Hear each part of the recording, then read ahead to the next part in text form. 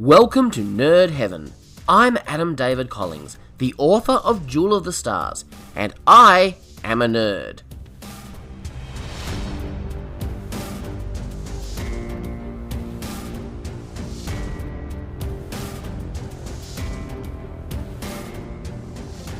This is episode 23 of the podcast. Today, we're talking about Star Trek Generations. Generations had a lot of hype to live up to. Not only was it the first appearance of the Next Generation crew on the big screen, it featured the long-anticipated meeting between Captains Picard and Kirk. But it was going to be one of the infamous odd-numbered Star Trek movies. So, could it live up to the hype? What did you think of this movie when it first came out? My overall experience with it was a positive one. And yet, I found myself rewriting it in my head, coming up with alternate stories. Let's see how it stands up. The description on Memory Alpha reads, 2 captains, 1 destiny. In the late 23rd century, the USS Enterprise B is on her maiden voyage, and Kirk is no longer in the captain's chair. The ship must rescue Elorian refugees from a mysterious energy ribbon, but the rescue seemingly costs Kirk his life. 78 years later, one of the Elorian survivors leads the crew of the Enterprise D into a deadly confrontation with the Duras sisters as he plots to re-enter the paradise of the ribbon that nearly destroyed him years prior. The screenplay was written by Ronald D. Moore and Brannon Braga. The story was by Rick Berman and Ronald D. Moore and Brannon Braga. It was directed by David Carson, and it first appeared in cinemas on the 18th of November 1994. Make it so!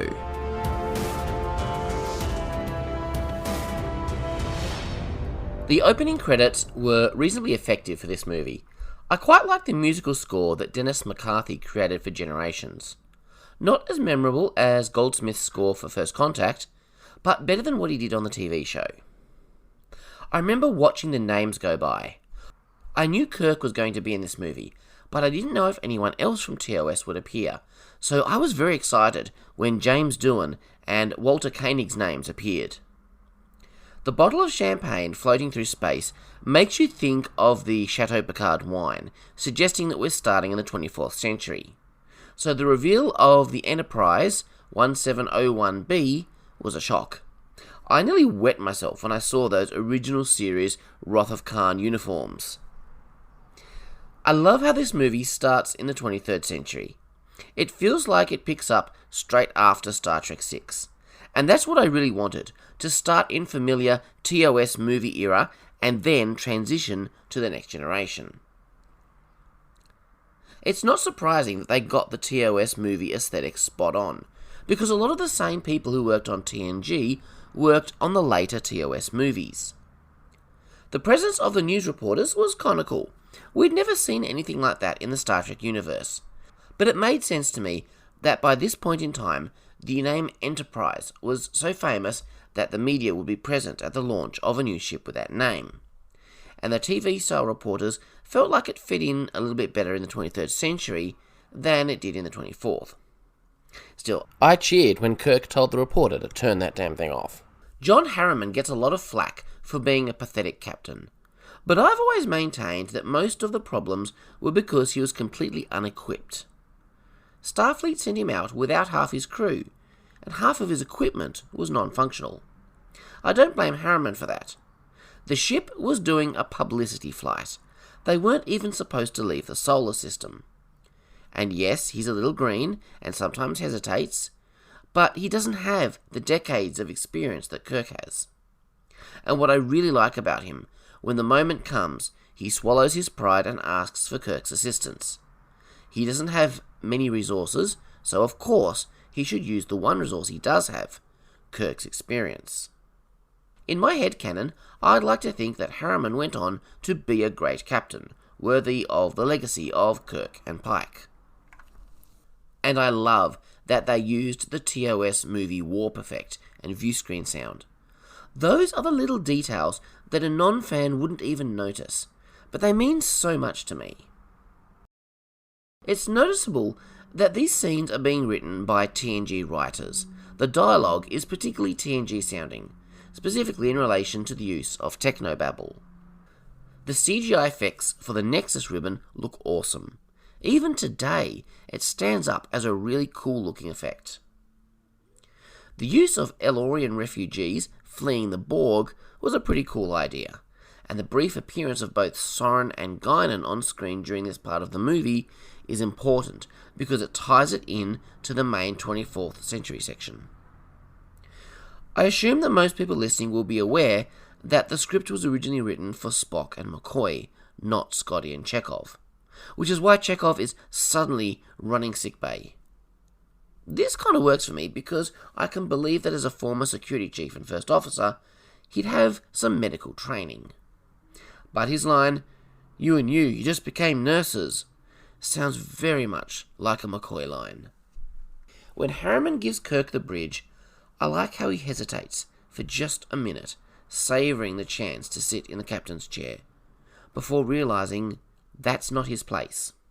It also makes sense that Harriman was going to go. He feels pretty useless on the bridge of his ship right now, especially with Kirk there. But Kirk sees potential, maybe even some familiarity in the young man, telling him that his place is on the bridge of his ship. And then the ribbon hits, blowing Kirk out into space. And just like prophesied in Star Trek V, he died alone. Okay, maybe prophesied is too strong a word. I knew this couldn't be the last we see of Kirk. I knew he shared screen time with Picard in the trailer. Still, as Scotty and Chekhov raced to Deck 15, I held my breath. No, it couldn't be. They couldn't let Kirk die. I still felt that loss. Of course, we have a continuity problem here, because when Scotty beamed aboard the Enterprise D in the episode Relics, he said, "I bet Captain Kirk has come out of retirement." It's hard to know how to fix that. And then we jump forward 78 years into the future. And this is a little jarring because it starts off on a sailing ship on the holodeck. If you weren't familiar with the Next Generation, you'd be really confused by this. Worf is definitely due the promotion, having served on the Enterprise D for 7 years, over 6 as security chief. And I like that they would celebrate an event like this on the holodeck. This is the kind of sequence we'd never have had on the TV show, and it looks great in its widescreen, high-definition glory. I found the attitudes of the crew quite hypocritical in this scene.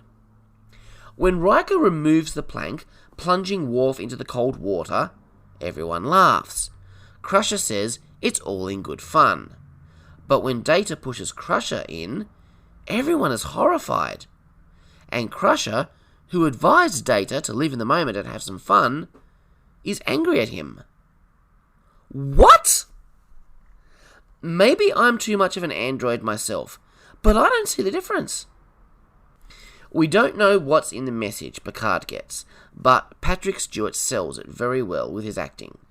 We know something terrible has happened. This movie has a very different visual look to it than the TV shows. They're very close to a star, so there's an orange tint to everything, including the exterior shots of the Enterprise and the inside of the ship, that orange light coming through the windows. And I really like this. It looks fantastic, and it reminds us that this isn't a TV show anymore. It gave the whole thing a more cinematic look that I really appreciated. Also, I love the new comm badges. Keeping the old uniforms helped give us something familiar to hold on to, but changing the comm badges showed that we've moved into a new era. Picard is already showing clear signs of some kind of emotional trauma. Troy is sensing it. Not that she really needs empathic abilities for that, but I love the look on her face. Nice non-verbal acting from Marina Sirtis. The transporter beam effect has been changed for the movie. Similar enough that it's not too jarring, but different enough that it feels more movie-ish. And we see Soren's face peeking through the rubble. We see our first connection between these otherwise very disparate stories. They do a great job with a dead Romulan of making it realistically gory, but with green blood instead of red. Green blood is something that could easily come across as cheesy, but here it doesn't. So, given his failure to understand humour, and Crusher's reaction to his attempt, which I don't blame him for because I don't understand it either, Data has decided to install the emotion chip that Dr. Sung created for him, which he got from Law at the end of the episode Descent. The chip suddenly looks a lot bigger than when we last saw it. In Descent, Data didn't install the chip because he was worried that his emotions might lead him to harm others. His friendship with Geordi was too important to him. In this movie, his reason for not having used it until now is a fear that it might overload his neural net. I understand the need to not ask too much of an audience in a movie. They want to sell as many tickets as possible. They don't want to rely on people having seen every episode of the TV show. I make this work in my head by saying that there were two reasons Data didn't use the chip. Geordi mentions the technological one because he is an engineer responsible for Data's maintenance, and because, honestly, he had more faith in Data's humanity than even Data does. So this is one of those controversial elements in the movie. Some people didn't like the addition of emotions to Data. Some just found his behaviour after installation to be extremely annoying. Michael Piller lamented the chip when he came to write Insurrection. He liked the Pinocchio aspect of Data's character and thought it a shame that movie audiences never got to see that side of Data. To me, personally, I'm a fan of character development. I hate it when writers chain themselves to the status quo. I like the worlds in my stories to change, and the people that inhabit those worlds to change even more so. So in my opinion, this was a good time for Data to install the chip, to take his character to the next level. Picard's ready room and 10 Forward both look awesome with that new lighting. I love it. So Data tries a drink offered to him by Guinan. This is the first example of his odd behaviour with the chip. I will admit that Data does get a little annoying in this movie, especially when he's cracking jokes and laughing maniacally on the station. But even this works for me. Data is new to emotions. He has no idea how to deal with them. Can you imagine suddenly a lifetime of emotions related to all your memories suddenly flooding into your system? I don't think I'd handle them any better than Data does. Imagine experiencing fear for the first time. It would be crippling. Yeah, in my opinion, this stuff is all very nicely done. Data's jokes are not supposed to amuse us. They certainly don't amuse Geordi. We're seeing the whole thing through Geordi's eyes. So apparently Elorians have some mild telepathic abilities. Soren is able to see Picard's pain. He senses it is related to fire and burning. He understands that Picard is struggling with issues of regret and things not done. This makes it very easy for him to manipulate Picard into allowing him onto the station. I can buy that Elorians have these kinds of senses. It's probably what gives them the reputation for being such good listeners. You'll notice that over the course of this movie, the crew slowly transition from the traditional TNG uniforms to the newer DS9 Voyager uniforms. And this makes sense to me because this is a time of uniform transition. I wonder if there are any rules or guidelines regarding when they should wear particular uniforms. Now we come to one of the most powerful scenes in the movie. Picard is looking through his family photo album, and Troy comes in to see him. This is a wonderful character scene for both of them. I love this scene because it gives Troy the chance to actually matter, something that didn't really happen in any of the other TNG movies. Troy actually gets to be a counselor. We learn that Picard's brother Robert and his nephew Rene have tragically burned to death in a fire. This is heartbreaking to hear, doubly so because we met these characters back in the 4th season episode Family. Patrick Stewart's acting in this scene is absolutely phenomenal. This scene is the thematic and emotional heart of the movie. I've heard it said that the theme this movie is trying to explore is essentially a copy of the aging theme in Star Trek II. But I see a lot of difference between the two. In Star Trek II, Kirk was basically having a midlife crisis, filled with the regret of the loss of the glory days, feeling like he could never get those days back again. Picard's experience is very different. Picard never lost his glory days. He's living the dream right now. He's the captain of the Enterprise. Picard's issue is all about legacy. Yes, Picard is aware that he is aging, that there are fewer days ahead than they are behind, as he puts it, but that doesn't bother him so much. He takes comfort in his family legacy. The family will go on. And Renee is very much like Jean-Luc. He is the closest thing Jean-Luc has to a child of his own. And to Jean-Luc, that is quite enough. He is content with that. But now, that legacy has been stolen from him. I'm sure there are other members of the Picard family alive. Cousins, second cousins, extended family. But the line of Maurice Picard, of Robert and Jean-Luc, that is gone. And there is no longer any hope that this can be changed. Time has been cruel to Picard. It has taken away his hopes for the future. I love that this film, with everything else that's packed into it, still takes the time to explore some weighty emotional issues with its characters. Well done, I say. Well done. And I love the transition from Picard talking to the sudden implosion seen through the window. Having spoken with Troy, Picard is able to switch his professionalism back on. So, a nice touch, Soren is working with the Duras sisters, rogue Klingons. This is cool because it allows the movie to have a familiar, traditional bad guy, the Klingons, that fans of the original series and movies would be familiar with, even though in this time the Klingons are our allies. To fans of TNG, these are familiar, popular characters. To other viewers, they're just Klingons who are clearly meant to be villains. It works on both levels. The actors that portray Lursa and B'Etor do a great job of portraying the characters in this movie. I like that little moment when Soren waves his hand in front of his face, suggesting that the Klingons don't smell so good. Just a little bit of visual storytelling.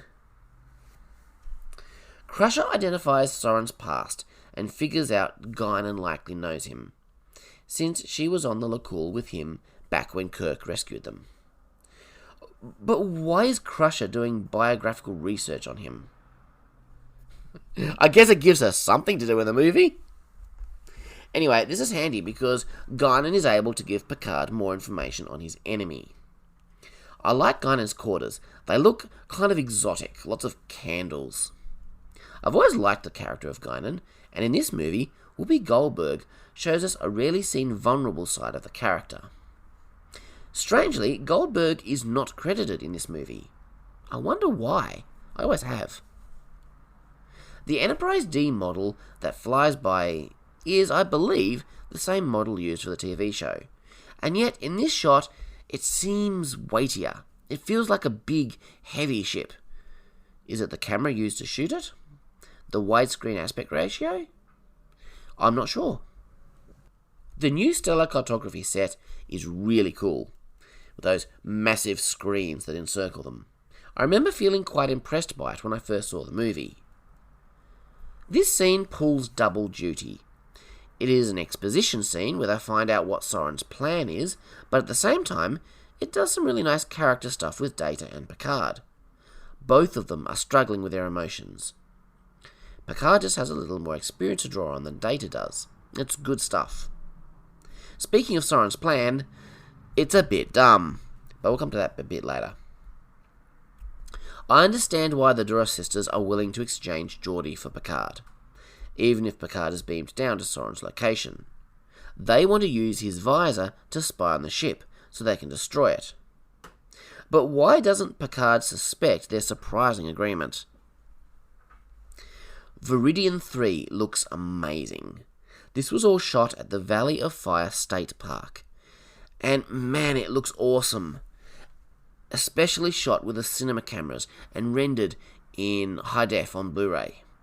Such rugged beauty, so exotic and alien looking. I can't say enough good about this location. It's fantastic.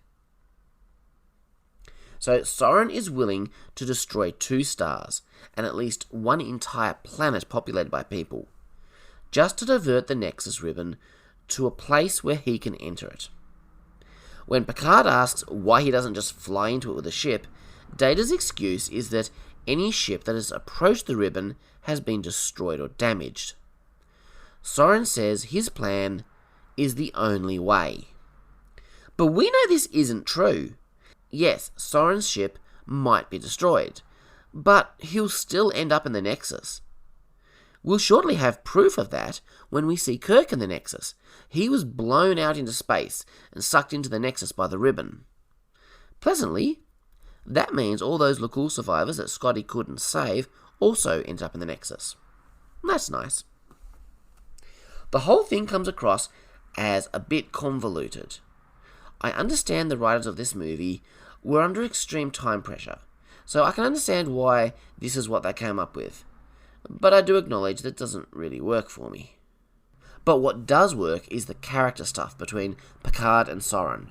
I like how Picard calls back to the Borg. Soren's perspective is almost convincing. We're all going to die sometime anyway, so is it really so bad that I make it happen a little earlier for a few people so I can experience an eternity of joy? The Duros sisters' plan is kind of clever and works for me. They've modified Geordi's visor to transmit what he sees, and they see the shield mutation frequency on a panel. That allows them to get through the Enterprise shields and actually inflict damage. But this leads into what I consider to be the first really big negative in this movie. This battle between the Enterprise and the Bird of Prey is pretty weak, and honestly, not a great way for our beloved ship to go down. It always struck me as silly that the Enterprise takes shot after shot through its shields, yet they get one single torpedo hit on their Bird of Prey, and the whole thing blows up. The whole sequence feels very weak and pathetic. The biggest issue, as others have pointed out before me, is that it's all solved with technobabble. If you want to go into more detail on this, just listen to the YouTuber Lawrunner rant about this scene. And do you notice that the shot of the Bird of Prey exploding is a recycled shot from Star Trek VI? I did, even back in the day. The budget must have been really tight for them to have done that. Although, in the director's commentary, David Carson talks about watching them shoot the destruction of the Klingon ship. So, I'm not sure what to make of that. And so the writers decide to do what had only been done once before. They're going to destroy a much-loved Starship Enterprise. It made sense to do this. Firstly, it added a bigger, more intense emotional stake to the movie. They'd never have done this in the TV show. But more importantly, it allowed them to make a new Enterprise for subsequent movies. Remember, these sets were created back in the 80s for a standard definition TV show. They did some good stuff in this movie to make the Enterprise D look good on the big screen, but the Enterprise E was made for the big screen. And as I said in my First Contact podcast, it looked fantastic. Sadly, the destruction of the Enterprise D was done very badly. It lacks the thematic and emotional resonance that the destruction of the original Enterprise had in Star Trek III. It is lost because of a battle that they should have won with a silly little old Bird of Prey. However, after the loss of the Star Drive section, the whole battle thing is redeemed, in my opinion, by a truly amazing sequence as the Saucer section crashes onto Viridian 3. Now, first off, let me say that Data's swear word got a lot of audible laughter from the theatre when I was first watching this movie. And yes, I laughed too. The crash landing looks amazing. Seriously, I could just watch this sequence all day long. It's spectacular. The Enterprise has never felt so big, so weighty. The way it cuts through the trees and scoops up dirt from the surface of the planet. Man, I can't say enough good things about it. I love it. It blew me away in the cinema, and it still blows me away now. This may just be the best visual sequence out of any Star Trek movie. And then, after all the fireworks, we have that silent moment as Troy tells Data that she's okay, and the sad music starts to swell as we come to fully realize that the Enterprise, our Enterprise, is gone. So Picard tries to stop Soren, but he fails. The probe is launched, the star is destroyed. While it doesn't make sense for the sky to dim so immediately, it is a beautiful visual image of the ribbon travelling through a near sunset sky. And then when the shockwave hits Veridian 3, we get another cool visual, the destruction of Veridian 3, which honestly rivals the destruction of Vulcan in Star Trek 2009. This next bit is a little disorienting, but it doesn't take a genius to figure out that Picard is in the Nexus, and he is living out his greatest fantasy. Picard is married and surrounded by a big bunch of kids. It's a shame his wife is just a random nobody rather than Beverly Crusher. But I do note that Picard's wife looks somewhat similar to Crusher. This all ties in thematically with Picard's terrible loss and the stuff he talked about with Troy.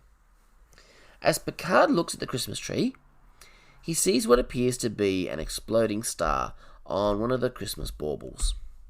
I always assumed that this was an image of Veridian 3 exploding, that it was the Nexus's way of reminding Picard of what it had cost for him to be here in this paradise.